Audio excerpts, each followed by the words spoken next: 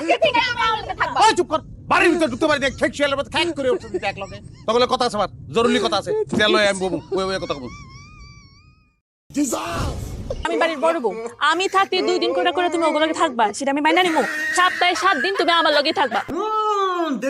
देख तो कैसे सर मारा। রাজা ভাইয়া, রানীরা কিছু করেছে? আমার কাছে আয় একটু।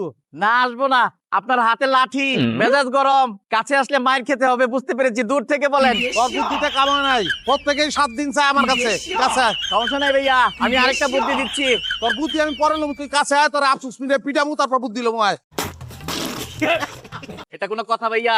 আপনার জন্য কষ্ট করে আমি 3টা বউ জোগাড় করে দিলাম, আর এখন আপনি কথায় কথায় আমার পিটাবেন? ওই 3টা বিয়ার কথা কাটা কইছে।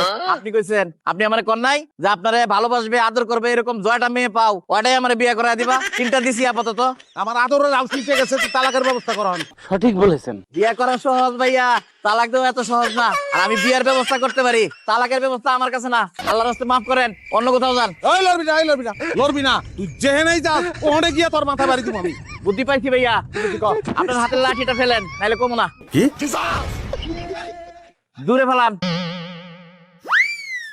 ভেরি গুড ভাইয়া। ভাইয়া, আমি চলে যাওয়ার পরে এই লাঠিটা আবার আপনি হাতে নিবেন।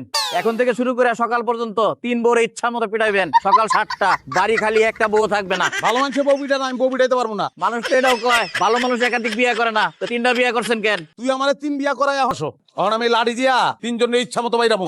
যে আমার মাই সহ্য করে থাকতে পারবো, হ্যাঁ থাকবো। আমার মায়ের দিয়ে সহ্য করতে পারবো, তার খাওয়ান আমি খাবো, তার দেওয়া পোশাক আমি করবো, তার এলোই আমি ঘুরতে যাবো। এটা কি ধরনের পাগলামি? আমি আগে ও মাহবুব, মাহবুব গো, একটু আদরটা ছিল মাহবুব। এমন আদরের ব্যবস্থা তুমি করছো, আদরের যত যন্ত্রণা হইতে পারে, আমি তো আদর নিতে পারতাছি না। আদরের যন্ত্রণা তো সইতে পারতাছি না মাহবুব। আমার 3 বউ দরজা খুলে বয়ে রয়েছে, আমি কোনো দরজা দিয়ে ঢুকতে পারতাছি না। কি বলবো আমি?